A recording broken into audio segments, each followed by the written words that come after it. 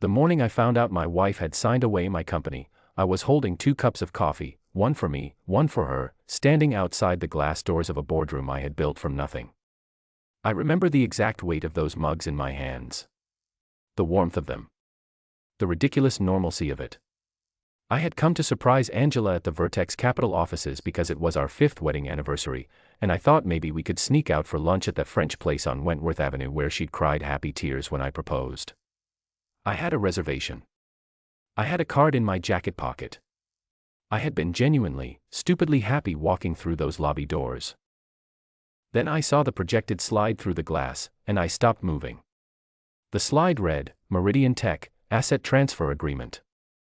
Signed, Angela Holt Dawson, CEO, Vertex Capital. Co-signed, Derek Payne, Managing Partner.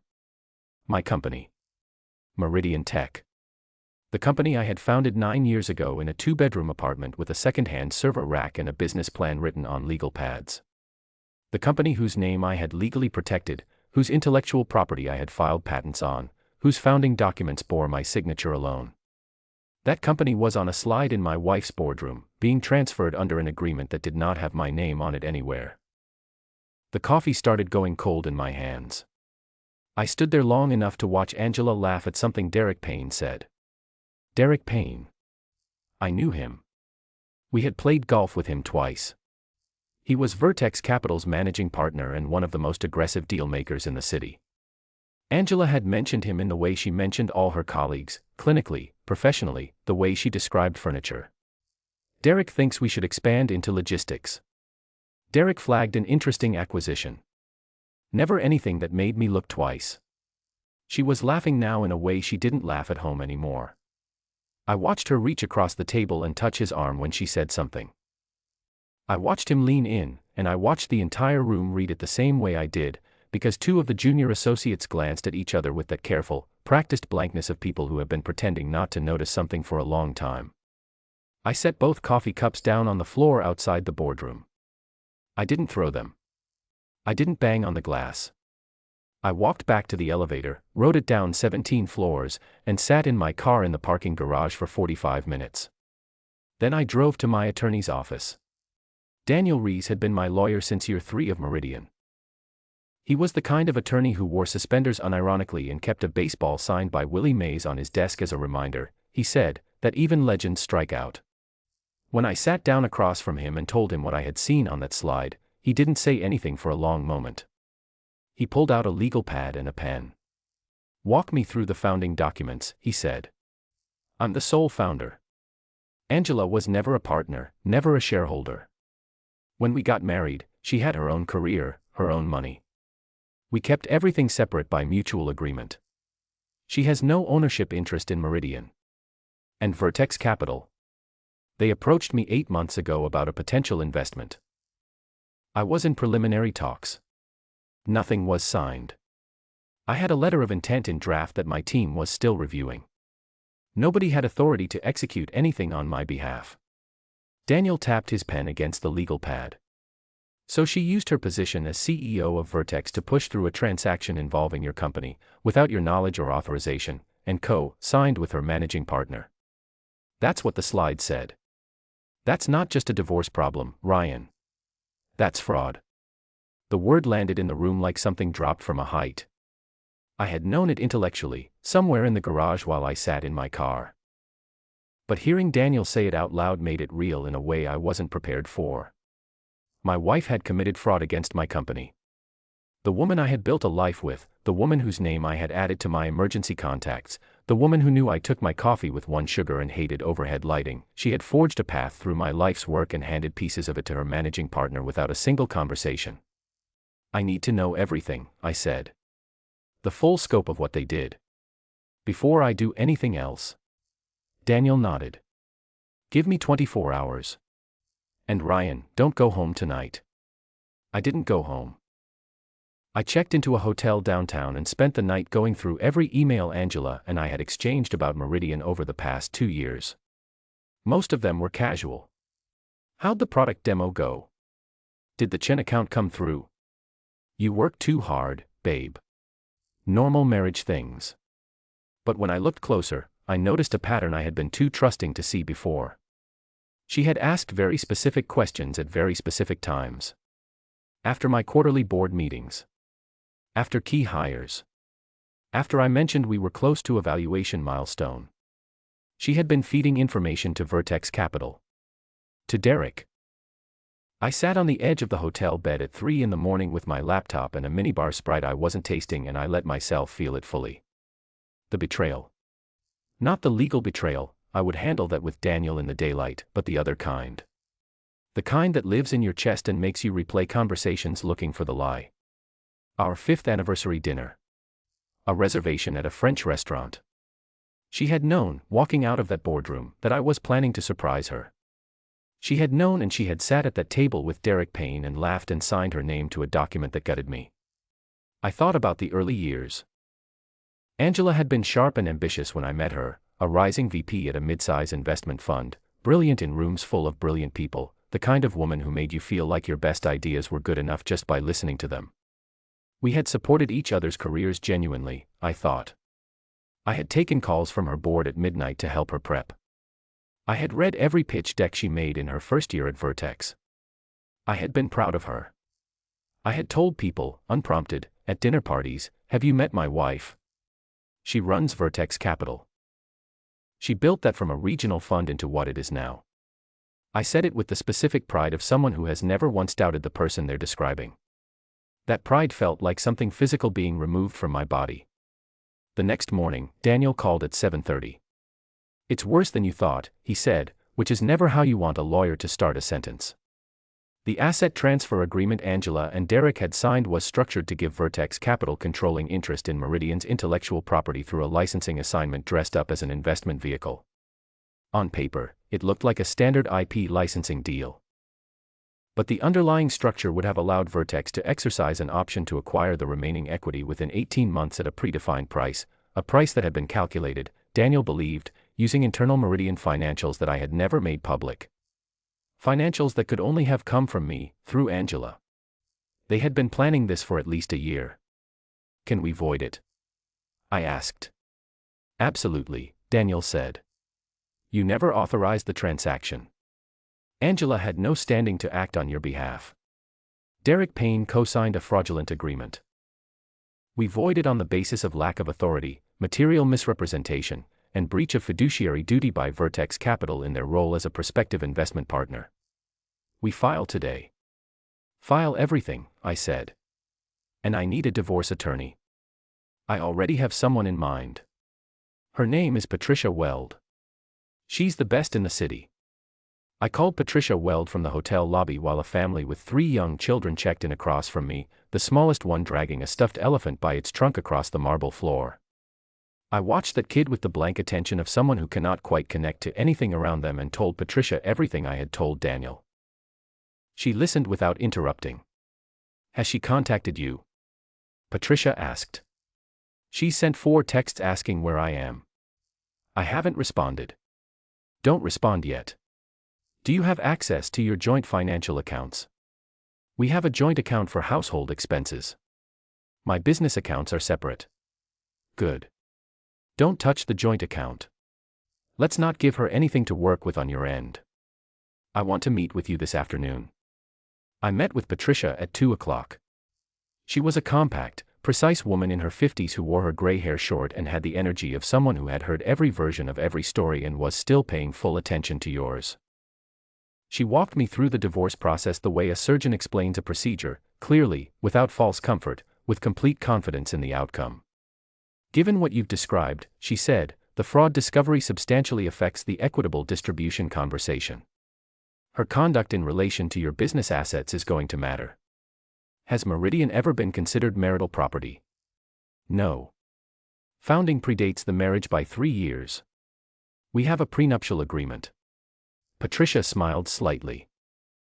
"That's a gift." While Daniel filed the motion to void the transaction and served notice on Vertex Capital and Derek Payne personally, I spent the next 3 days doing something I had never done in 9 years of running a company. I went completely quiet. No press. No statements. No responses to the increasingly frantic messages Angela was leaving on my phone, escalating from confused to worried to something that sounded almost like the beginning of a cover story being assembled. I changed the security access codes on all Meridian systems. I called my board chair, a man named Thomas Beckett who had been with me since the beginning, and I told him everything. Thomas was quiet for a long moment.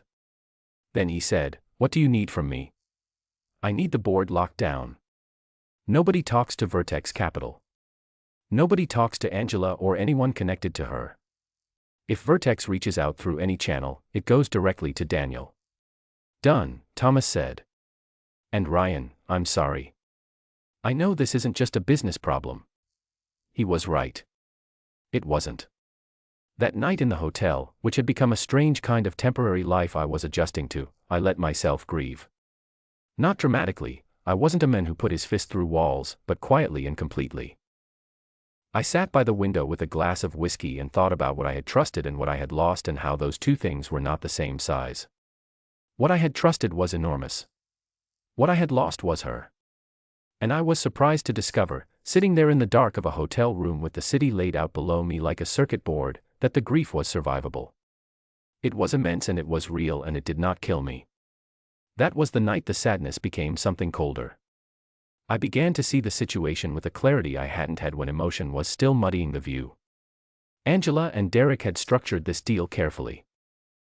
They had spent months, possibly longer, building the architecture of it. They had used my trust, my own financial information, and the access that marriage gave her to the periphery of my business life. They had done it deliberately and they had done it together. That meant this was not a moment of weakness or a single terrible decision. This was a choice they had made repeatedly, over time, and then doubled down on. They had calculated that I would either not find out, or that by the time I did, the deal would be too far along to unwind. They were wrong on both counts. Daniel filed the voiding motion on a Thursday.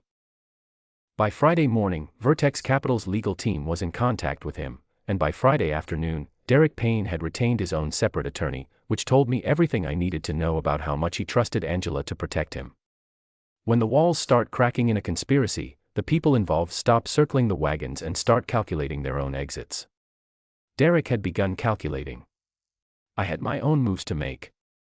Meridian's CFO, a meticulous man named Glenn Forster who had been with the company 7 years, had already conducted an internal audit at my request. What he found confirmed what Daniel had suspected: the financial projections used in the Vertex asset transfer agreement matched Meridian's internal forecasting models precisely, including assumptions that were proprietary to our planning process and had never been shared externally. The only way Vertex could have had those numbers was through Angela. I took Glenn's audit report to the SEC. Filing a report with the Securities and Exchange Commission is not a dramatic act. There is no moment of triumph or flourish. You submit a document, you answer questions, you provide supporting materials, and then you wait while people with federal authority begin asking questions of their own. But the submission itself sent a message to Vertex Capital's board, to their institutional investors, to Derek Payne, that this was not a negotiation. This was a reckoning. Vertex Capital's board reached out to Daniel within 48 hours requesting a settlement conversation. I declined. They reached out again. I declined again. The third time, they sent a senior partner, a man named Charles Everett who had the practiced calm of someone accustomed to making problems disappear with large checks. He sat across from Daniel and me in a conference room and opened with a number that would have seemed significant to a different version of me, a version who hadn't spent the last week understanding the full scope of what had been attempted. "The transaction is void," I said. "There's no number that addresses the underlying conduct. What we're discussing now is consequences, not remedies." Charles Everett looked at me with new attention. "Mr. Dawson, my attorneys will handle the specifics," I said, and stood up. "Tell your board the SEC investigation is already open. Any settlement conversation needs to account for that." I walked out. It was one of the better walks of my life.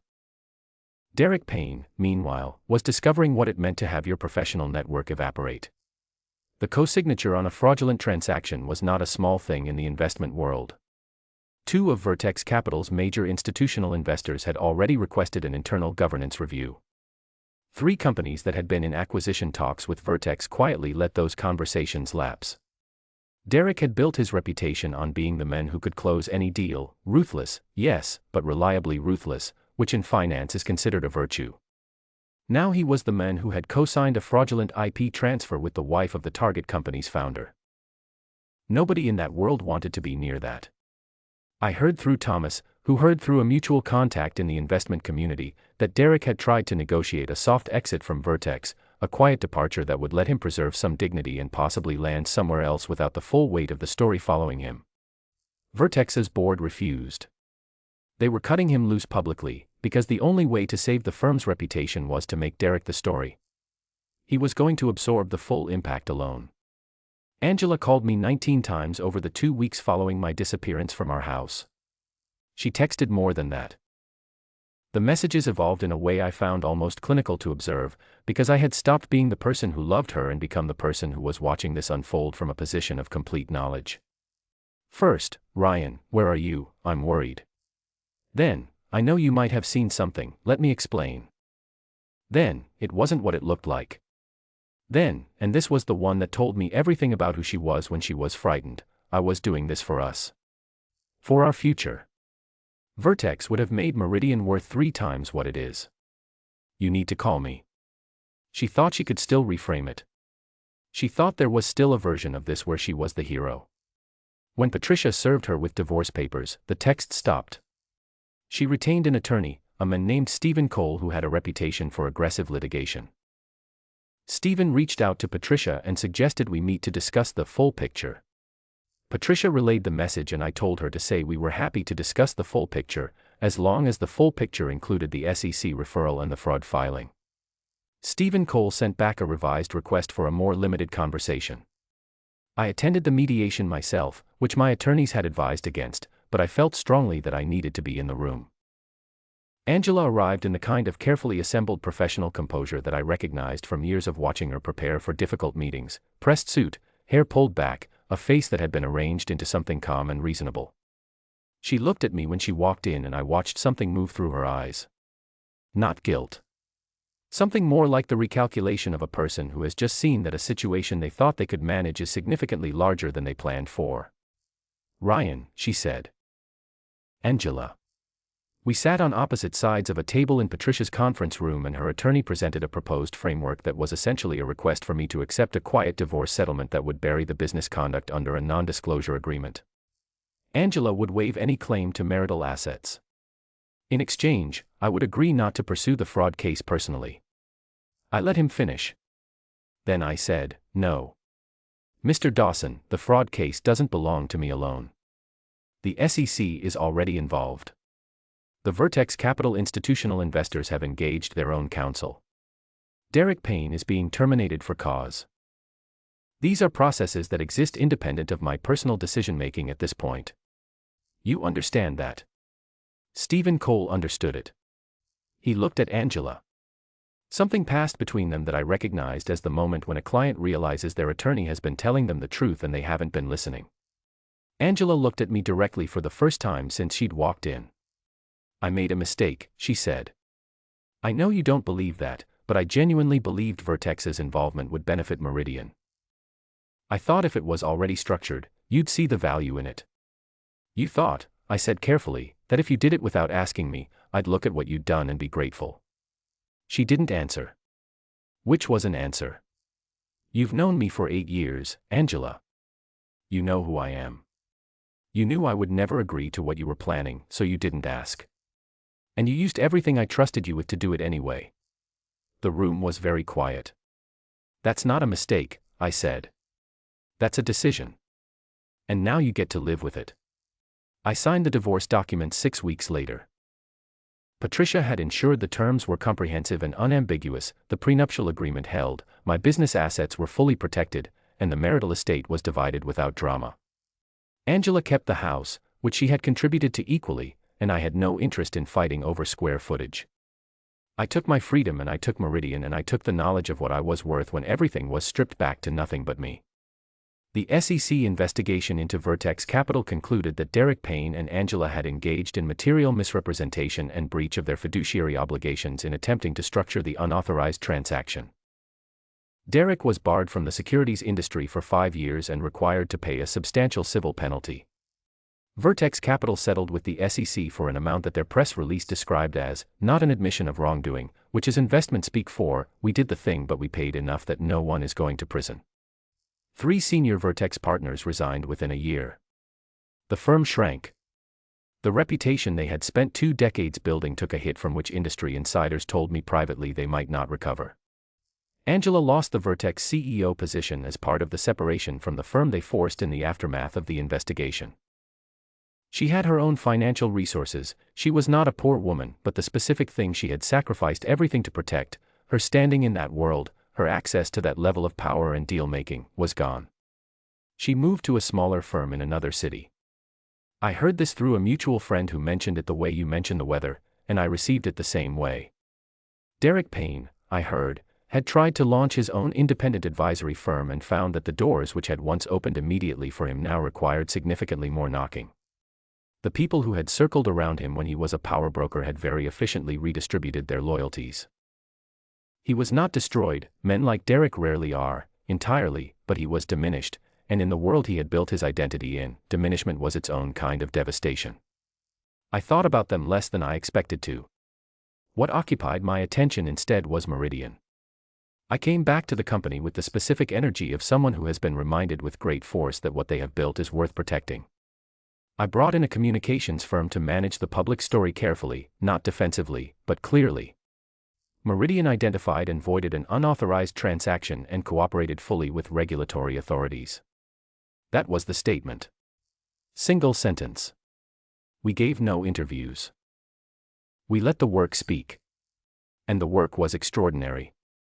We had been in development on a data infrastructure product for 18 months that my team had been quietly building while the legal drama played out around the edges of our professional lives.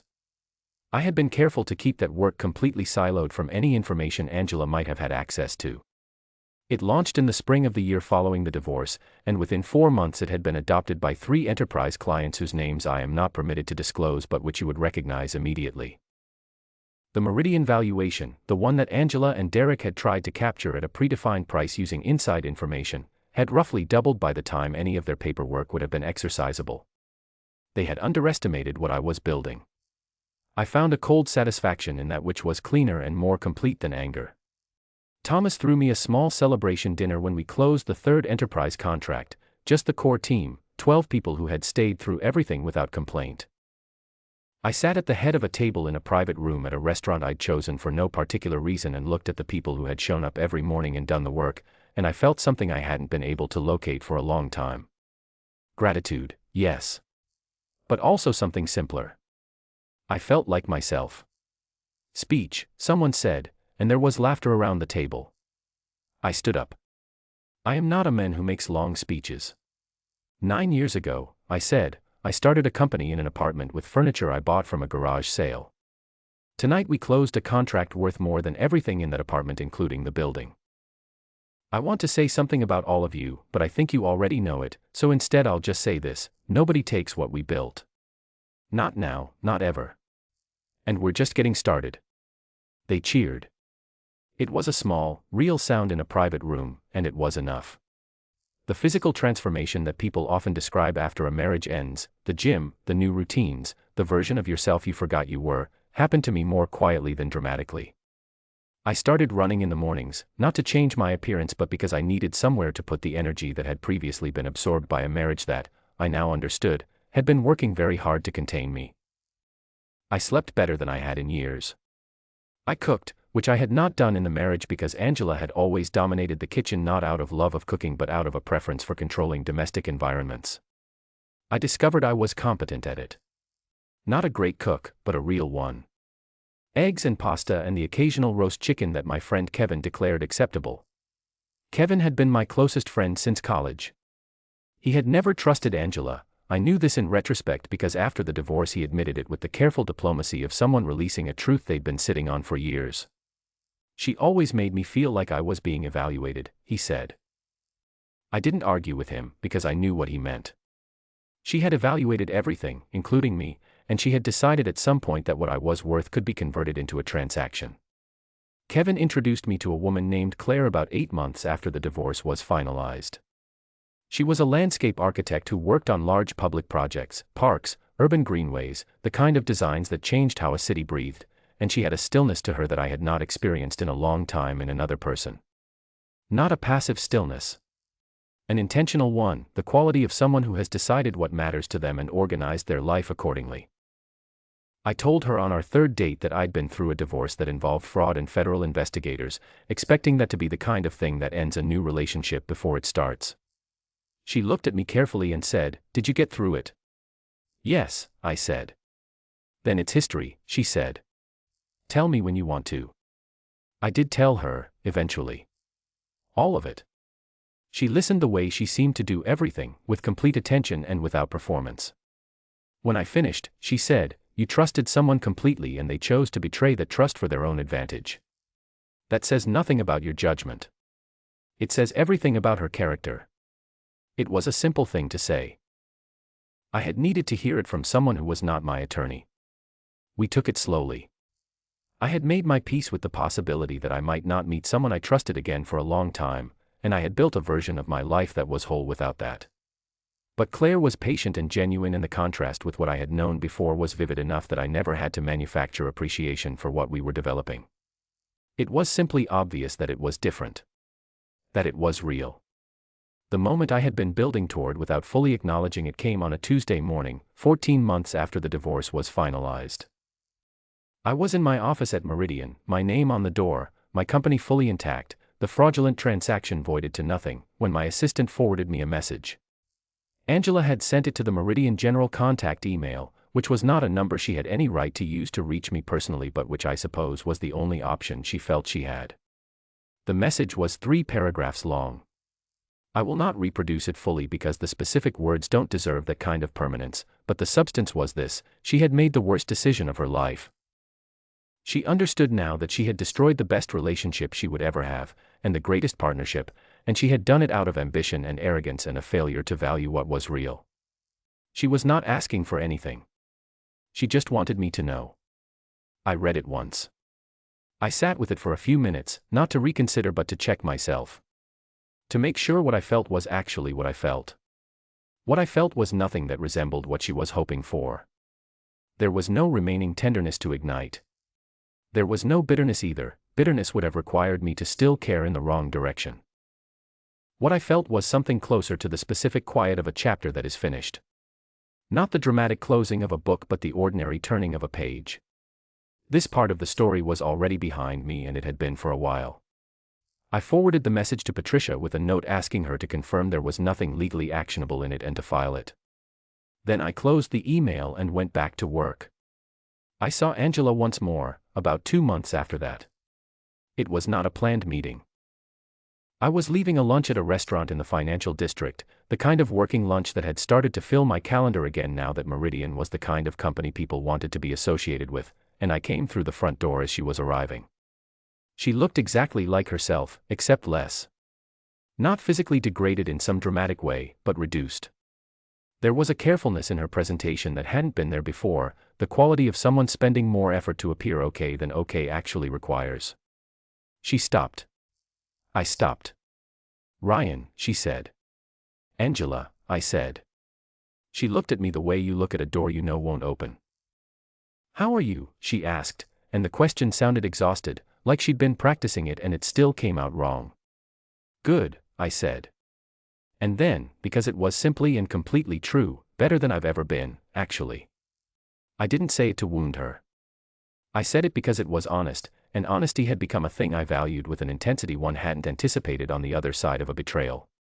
She heard it, and I watched her absorb it, and I didn't wait for her response.